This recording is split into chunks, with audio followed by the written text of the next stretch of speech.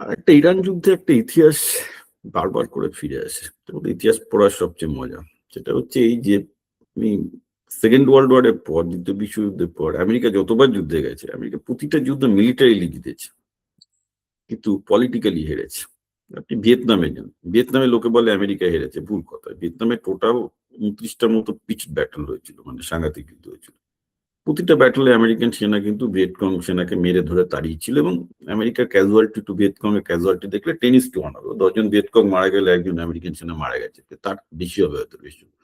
কিন্তু তারপরেও আমেরিকা সেখানে ১,০০,০০০ লোক মারা যাওয়ার পর ভিয়েতনাম ছেড়ে পালিয়ে চলে আসতে হলো। আফগানিস্তান, আমেরিকা কি করলো? ১ম এ মেরে ধরে তাড়িয়ে তালিবানদের পাঠিয়ে দিয়ে থাকলো। তারপর যেই ১০ বছর বাদে আমেরিকানরা বা ২০ বছর বাদে আমেরিকানরা উইথড্র করলো, আফগানিস্তানের গভর্নমেন্ট তালিবানের হাতে পতন হয়ে গেল। এটা একটা পলিটিক্যাল ফেইলিউর। যতই জিতুন না কেন এটা পলিটিক্যাল ফেইলিউর।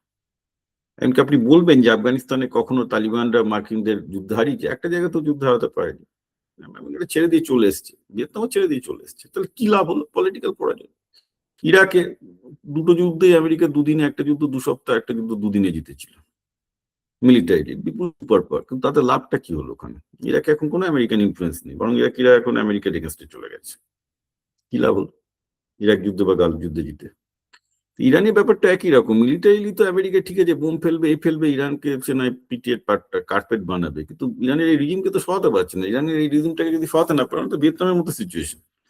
অত বোম ফেলো এখানে, ইরানের তুমি ৩,০০০ লোককে মারো, ৪,০০০ লোককে মারো, বোম ফেলো, গার্ড ফেলো। America at the end of the day সেটা তো যুদ্ধ জয় নয়। যুদ্ধ জয় হবে যখন তুমি যদি ইরানের রেজিমটা চেঞ্জ করতে পারো, যেটা অ্যাকচুয়ালি গিফট হলো ভেনেজুয়েলাতে পেরেছে। ভেনেজুয়েলা আমি বলবো অনলি সাকসেস বুদ্ধিমানের মতো কাজ করেছে সেখানে। মানে অ্যাটলিস্ট রিজিমটাকে কিনে নিতে পেরেছে। ইরানে তো সেটা পায়নি।